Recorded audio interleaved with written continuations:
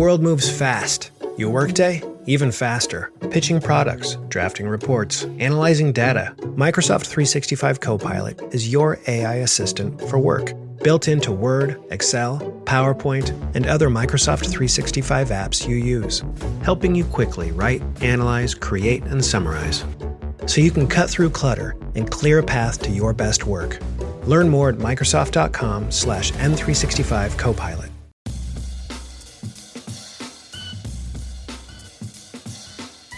War Eagle, and welcome to another edition of Ever to Podcast. This is the show each week where we try to catch you up on the latest Auburn news, topics, discussions, things that are happening so that you can be aware when you're out and about trying to discuss the Auburn experience, Auburn sports, Auburn culture, Auburn family stuff. If it's orange and blue, it's what we do. So we thank you so much for joining us in what we're doing today here on Ever to Podcast, episode 92. Today's date is March 20th, 2026. And as always, I'm your host, Kyle Loomis. As is always on this show, we're going to get you caught up in the various things, especially across the sports, the individual things that have been taking place from about Monday leading into Friday, since this comes out on a Friday. And we'll also, at the end of the show, give you the weekend events that you need to be aware of, especially in the sports space. And keep in mind, it's always heavy on the sports, but this is also about culture and family stuff too. So we'll do our best to keep you informed on all those different things. Let's jump into it without any other hesitation, because we have a lot to talk about in the baseball space. Wow, what a time it is for Auburn baseball. And let's just jump right into it here. Leading out of the weekend that was previous after this, this weekend that we're about to lead into, that's awesome. Jake Marciano got SEC Pitcher of the Week for his performance last weekend versus Missouri. We've already talked about that in some of our other content if you want to go back and relive that a little bit, but there's even bigger things that have been happening this week and leading into this weekend for Auburn baseball. Speaking of which, Auburn, again, continues to slowly work its way up the different rankings that are out there. So we call it now a consensus top 5 team across all, or I should say the main 5, at least that they put out there, rankings in college baseball. Really, truthfully, in 4 of them, they are number 4, but in one other one, D1 baseball, I think they're the culprit that always has us a little bit further behind. They have us at 5. So we can't say consensus top 4, but we can say consensus top 5. But that will take care of itself if Auburn continues to do what it did in the midweek this weekend as well. Speaking of what they did in the midweek, man, what a win over the number 3 at the time, and still this week, Georgia Tech Yellow Jackets at Plainsman Park this Tuesday. I was actually there in the parking lot deck out there and watched it from up there, which is always a great viewing location. If you've ever tried that out, you should. And boy, was it cold, but Auburn was not cold. They had an amazing win, and I think it's just really building up the hype of what is going to be a very special season for Auburn and a special week for Auburn, as I keep kind of alluding to, and we're getting into that in just a little bit here. But just some other notes from the Georgia Tech game. We set a midweek attendance program record at 6,498, which is pretty incredible. And I'll be honest with you, from my vantage point, it looked packed, but I felt like it could even be more packed out there. But from everybody's viewpoint that was actually in the stadium, they just felt like there was just only standing room only. But considering the time change that had to be made because of the weather and still the cold temperatures, everyone showed up for this amazing matchup. It was fun. It was awesome. Obviously, very much in Auburn's favor, and the attendance reflects that with that record being set for the midweek. Now, we have to look forward to next weekend, and you don't have to worry about the weather, because if you have not, even Auburn posted about this, the weather that you have coming up for the Texas matchup, which is number 4 Auburn versus number 2 Texas for 3 games. Friday, Saturday, and let me just emphasize this, Sunday, all of the sun is going to be out there. A high of 82 leading up to that on Sunday. 75 is the lowest it'll be for your high temperatures. That's on Friday. In the evenings, the upper 40s basically, and then the low 50s throughout the weekend. So here's the point I'm trying to make. It's going to be an incredible weekend for Auburn baseball. You need to make sure you can get out there if you can. Your pitching rotation will stay the same. Duh. If you've been paying attention to what's been going on there, they're just winning SEC player or pitcher of the weeks, like we've been talking about, so you shouldn't be surprised there. And your game times are set. Friday at 6 p.m. This is Central Time. Saturday, also a prime time, 6 p.m. And then, of course, they'll usually play midday, 2 p.m. for that final game. Hopefully Auburn will be either able to wrap the whole thing up with a series sweep. Probably not. This is a tough program, but hopefully a series win. Either way, it's going to be a fun weekend for Auburn baseball. And then this last bit of cool announcement that came from baseball this week. I know we just spent all of our time talking about baseball. They announced something called Plainsman Plaza that I believe is going to start taking place this Saturday. Basically, the gist of it is this, and I think Austin and I will dive into this more on the main podcast, The Auburn Experience, but it's going to be a pregame block party that is a ticketed event, meaning you have to have a ticket for the game to get into this, where there's going to be food trucks, live music, games, inflatables, video boards for watching the other games that are going on, and more, and it's going to be across the whole of Donahue leading to Heisman Drive right there for the Tiger Walk, basically the main Tiger Walk drag there, all the way up to Sanford. And there's going to be, for those that came into this event, a Tiger Walk style event for the baseball team as well. That's just the gist of it. I'm leaving out some of the details. We'll talk about it more on the main show, but just be aware if you're going to be coming to town and you got a ticket, you got something really cool that they haven't done before. So Plainsman Plaza coming up this weekend for baseball. Softball also having a fun week as well. They actually got the whole South Alabama theme of this week. Started off really nice with a win over them down in Mobile, 11-2, and that didn't stop them because they kept going with Jack State just taking on all the in-state teams, I guess. Beat them 10-3 the next day, so they are also having a very strong week, although they're not playing in the SEC competition this week. Some accolades for those this week. Ella Harrison, pitcher for Auburn softball, reached 300 career strikeouts, and she's already been getting a lot of notoriety for how she's been performing as part of the pitching staff this year, and that's just a cool little career milestone that she met while she was here at the Auburn Tigers. So that brings us to men basketball. Yes, we're still playing basketball, y'all, if y'all didn't know about that. I know, listen, everybody is a little still down the dumps that Auburn didn't make it to March Madness, and there are feelings about that, and certainly I think there's some righteous confusion and anger about the people that were put in above Auburn for reasons that didn't make sense, or at least on TV they made. But anyway, Auburn obviously did accept the NIT invitation as the number one overall seed for them, and they hosted South Alabama. Now, it was a rough second half. I was there for this. To be honest, it was pretty rough.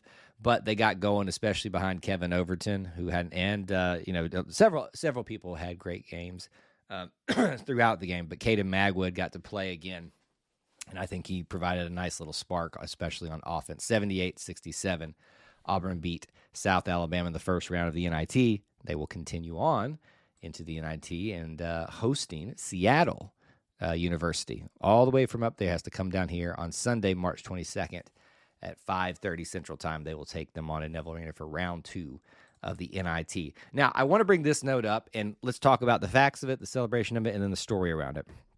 So Auburn basketball posted a graphic on, I think it was the day after the NIT round 1 win, and Stephen Pearl reached 18 wins on the season. And it is actually historic because it is the most by a first-year head coach for Auburn men's basketball in program history. And that is something that needs to be celebrated, whether you like it or not. And the reason I say that, there was a lot of, amongst fans, unfortunately, of our own, but also of others as well. In fact, there were like major media personalities that never speak on such things trying to jump in on the let's dunk on Auburn thing and like make fun of this for some reason. No, this is actually a milestone for a head coach, and it's something that needs to be acknowledged. So 18 wins, the most by a first-year head coach in program history. That is worth noting and worth bringing up. So I say congratulations to Coach Stephen Pearl. You don't have to like it. You can think it's stupid all you want. I didn't think it was in poor taste. I thought it was actually very much necessary, and I'm glad that they did it. So there's some basketball notes. Now, for women's basketball, I do have one thing to bring up, and this is just a report because I don't think the transfer portal is open at all for anybody. I know not for the men, but for the women too. But there was a report out there from On3 that Auburn women's basketball's Harrison Koulibaly will be entering the transfer portal or planning to that, and she is the leading scorer, which is not the best news in the world. They didn't have that great of a season first year for new head coach Larry Vickers. Not what you want to hear if that ends up being true, but that is a report and something to anticipate for next year, dropping in right now. Quick note for gymnastics as they're starting to wind down their season. They're handing out all these different awards. SEC Community Service Team Award. And Hannah Hagel was named to that, so congrats to her. More on that for the end of SEC cycle coming up here when we talk about the calendar of weekend events. Spring sports. We're diving into a bunch of this stuff still. And folks, a lot of good stuff happening with spring sports. First of all, we'll start with women's golf. Not only are the men just winning their competitions, but so are the ladies as well. They are match play champs for the Old Barnwell Derby match play, and it is their 5th team win this season. So keep in mind that not only are Jackson Coyven and the men's golf team dominating, the women's team as well. So you couple that with a lot of the other spring programs outside of baseball and softball, they're doing really well. You got some really fun springtime here for Auburn sports if you're paying attention to every single thing. On top of winning that event as a team, there were some individual honors. Molly Brown Davidson was named SEC Golfer of the Week for women's golf, so congrats to her. And then SEC Freshman of the Week went to Charlotte Cantonis, which is her 3rd time this season. I was about to say, I thought it was at least the 2nd, if not the 3rd time this season for her reaching that honor. So pay attention to women's golf as well. This episode is brought to you by Indeed. Stop waiting around for the perfect candidate. Instead, use Indeed sponsored jobs to find the right people with the right skills fast. It's a simple way to make sure your listing is the first candidates see. According to Indeed data, sponsored jobs have 4 times more applicants than non-sponsored jobs. So go build your dream team today with Indeed.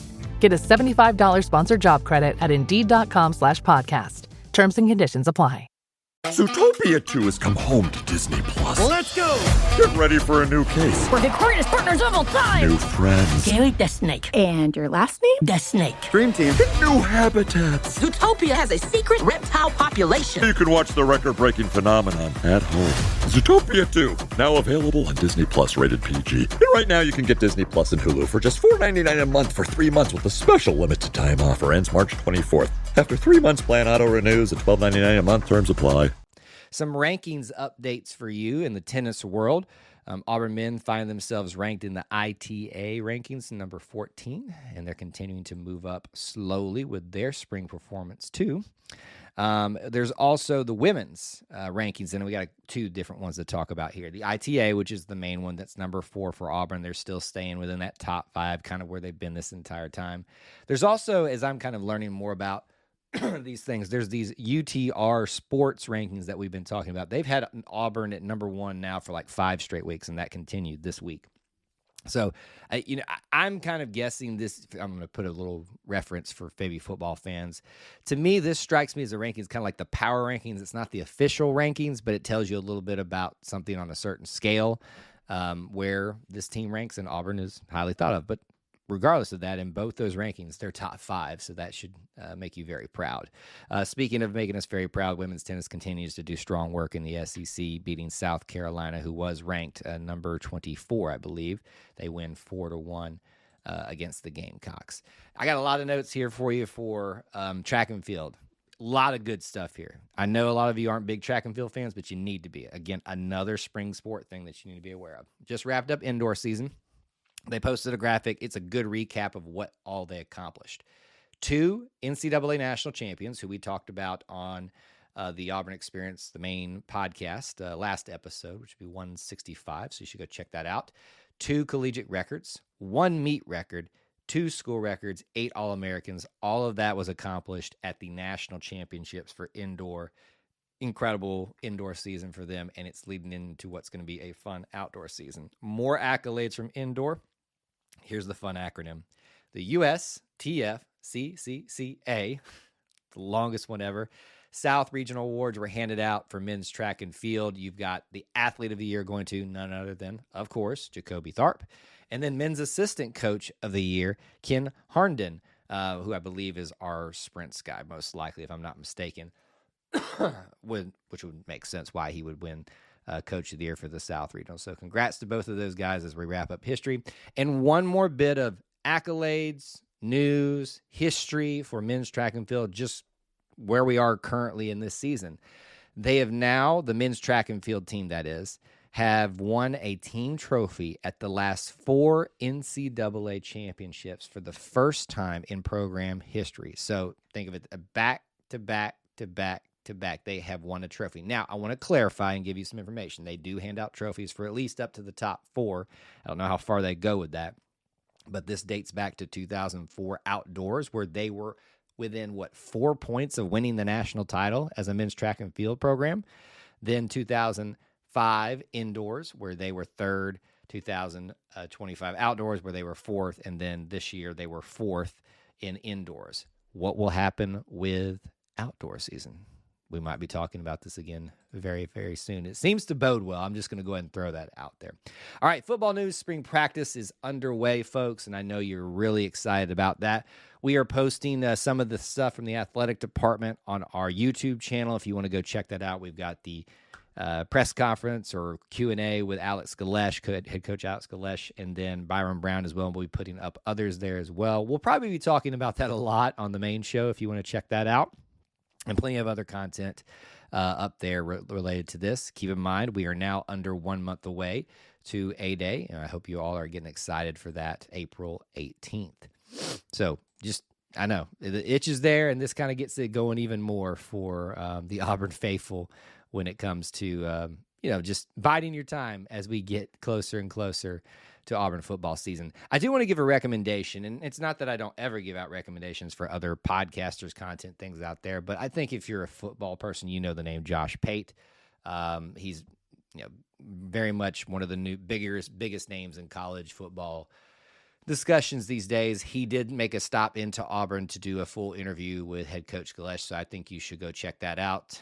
He's always a very good interviewer, and I'm hearing already a lot of great things from that. So I would refer you to, it's not Late Kick with Josh Pate anymore. It is the Josh Pate college football show, I think. Just look up Josh Pate, Alex Galesh. You're going to find it.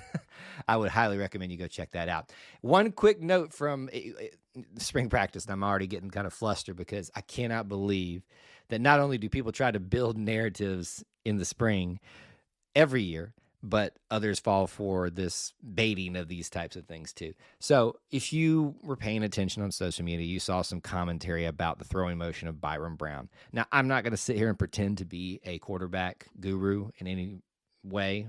I didn't see anything wrong with it. I think people were just trying to continue on the dunk on Auburn week that people were trying to have on social engagement baiting, and unfortunately some of our own were jumping in on that too, but it was stupid. Let's just be honest. It was really stupid. However, Auburn seemed to respond to that by posting a very, very beautiful slow-mo footage of Byron Brown tossing a touchdown, it looked like, to Keyshawn Singleton, which everything looked totally fine there to me. So I think that was a fun little, hey, we're going to acknowledge it but not acknowledge as well. So there's your football commentary for at least the first week of practices, and that continues on right now too.